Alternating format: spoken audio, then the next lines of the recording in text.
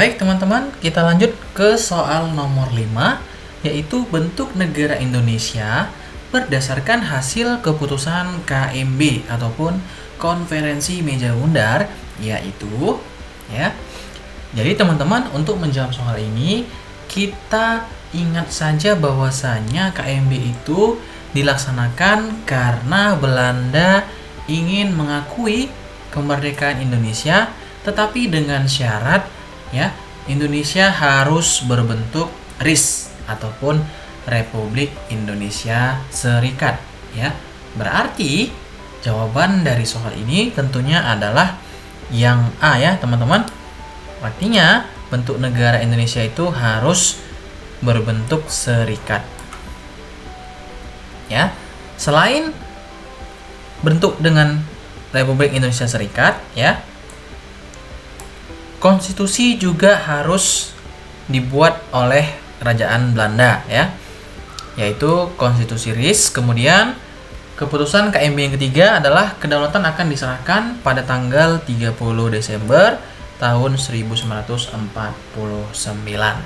ya. Soal nomor 6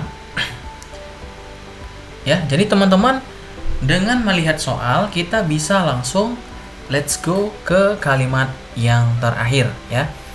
Berikut ini adalah faktor internal lahir dan berkembangnya nasionalisme Indonesia ya. Berarti kata-kata di atas ataupun kalimat-kalimat yang dari banyak faktor sampai bangsa ya, bahkan sampai yang eksternal ini itu tidak terlalu berpengaruh kepada ide pokok dari soal ya. Karena begitu kita mulai langsung membaca soal dari berikut ini sampai kecuali, kita sudah bisa menentukan maksud dari soal tersebut ya.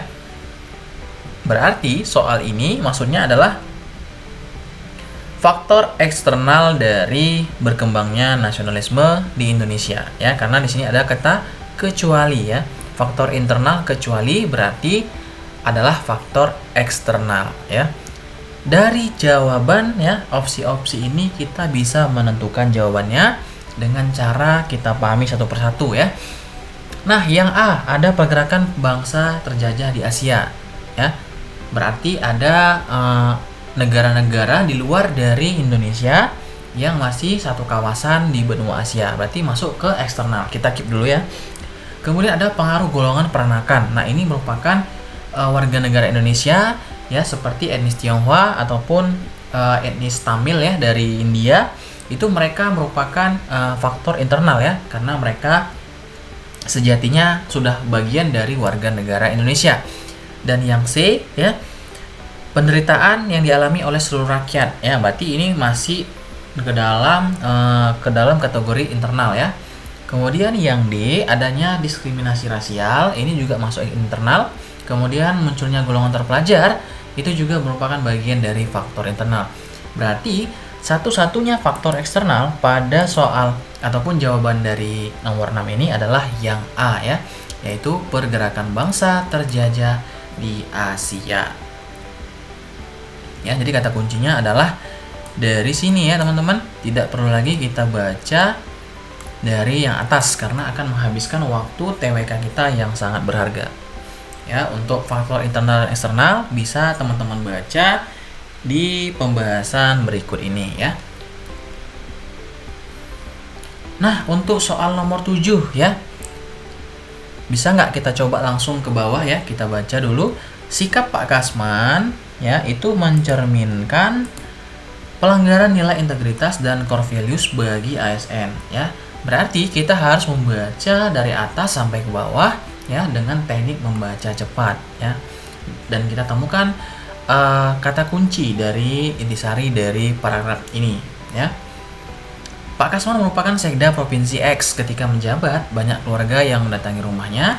Ada yang hanya sekedar bersilaturahmi dan ada juga yang meminta bantuannya untuk memasukkan dan meluluskan anak keluarganya. Berarti kata kuncinya ya sudah bisa kita ambil di sini adalah Pak Kasman ya, itu diminta oleh keluarganya ya untuk bantuan memasukkan dan meluluskan anak ya untuk masuk ke dalam ASN ya.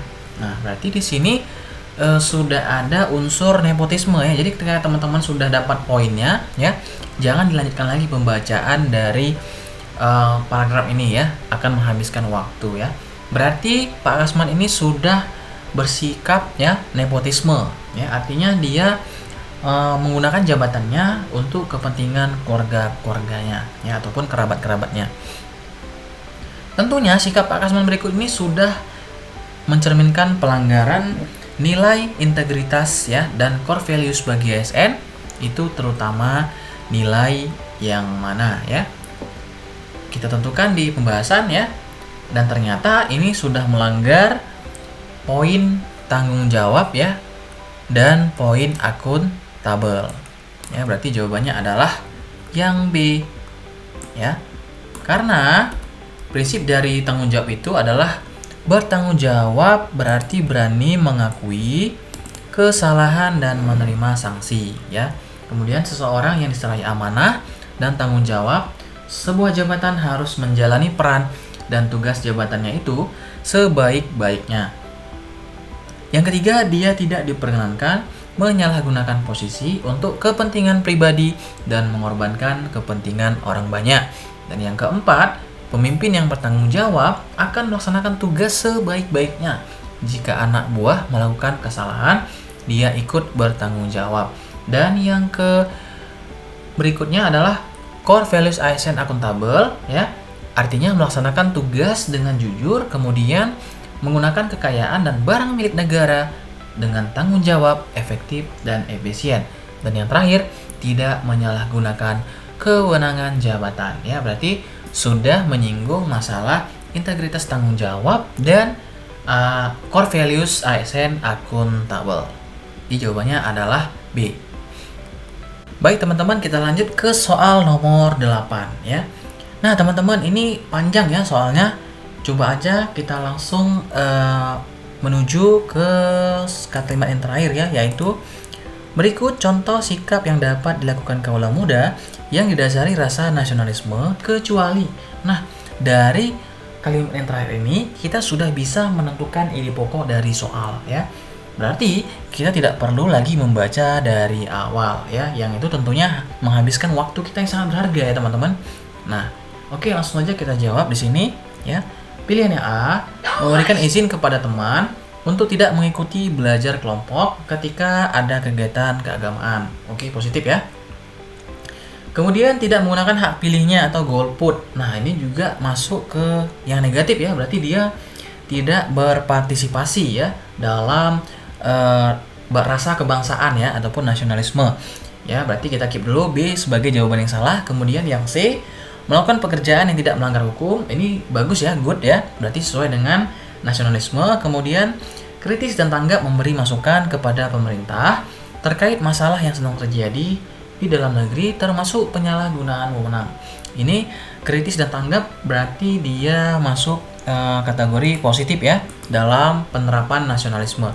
Kemudian yang E, menghargai pendapat orang lain di dalam musyawarah dan tidak memotong pembicaraannya. Ini juga masuk kategori positif ya.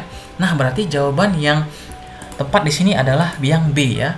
Berarti kecuali itu adalah yang B, tidak menggunakan hak pilihnya atau golput ya, teman-teman. Jawabannya adalah B. Jadi, teman-teman, sikap-sikap yang didasarkan pada nasionalisme itu terdiri dari aktif dalam pembangunan nasional ya. Kemudian yang kedua ada menjunjung tinggi hukum, kemudian menjaga kebersihan lingkungan sekitar, ada menciptakan kerukunan umat beragama, ini tadi sesuai dengan poin A ya. Kemudian menggunakan produk dalam negeri, kemudian melestarikan budaya dan menjunjung cita-cita bangsa. Lanjut nomor 9 ya. Di sini juga kita bisa langsung let's go ya ke kalimat yang terakhir. Artinya ada kata di bawah ini faktor pembentuk identitas nasional kecuali ya. Berarti kita tidak perlu membaca kata di awalnya. Ya. Nah, teman-teman, jadi faktor-faktornya itu ya ada beberapa hal, yaitu yang pertama primordialisme ya. Kemudian praktik keagamaan, ada pemimpin bangsa dan ada sejarah bangsa ya. Berarti yang tidak ada pada pilihan ini adalah jawabannya adalah etnosentris ya teman-teman. Nah, etnosentris ini artinya adalah memandang suku ataupun kebudayaan lain selain dari sukunya adalah lebih rendah dibandingkan suku ataupun budayanya sendiri ya. Berarti ini sikap negatif ya yang tidak sesuai dengan faktor pembentuk identitas nasional. Baik, nomor 10 ya teman-teman. Di sini kita langsung aja ke bawah ya, jangan kita terpana dengan opsi-opsi yang sudah disediakan oleh soal ya. Langsung saja kita ke kalimat terakhir. Perilaku yang sesuai untuk nilai persatuan Indonesia ditunjukkan oleh nomor. Berarti di sini kata kuncinya adalah persatuan Indonesia ya. Berarti kita carilah yang mana yang sesuai dengan sila ketiga ya. Di sini nomor 1, warga senantiasa membina rasa nasionalisme. Berarti kata kuncinya nasionalisme ini masuk kepada sila ketiga ya, berarti sesuai. Kemudian yang nomor 2, tetangga kompleks saling menghargai perbedaan suku. Ya, ini juga sesuai ya. Artinya Bhinneka Tunggal Ika. Kemudian pedagang kue basah selalu menghormati semua orang. Ini masuk ke sila kemanusiaan ya, berarti dia tidak termasuk di sini ya. Kemudian yang keempat, meskipun pembelajaran dilakukan secara daring, para siswa tetap mengikuti upacara bendera dengan hikmat. Berarti ada cinta tanah air ya. Artinya dengan melakukan upacara bendera ya, itu menunjukkan bahwasanya sudah tertanam rasa cinta tanah air. Nah, teman-teman sudah dapat nih ada 3 poin ya yang sesuai dengan sila ketiga ataupun nilai persatuan Indonesia, yaitu poin yang B ya. 1, 2, dan 4.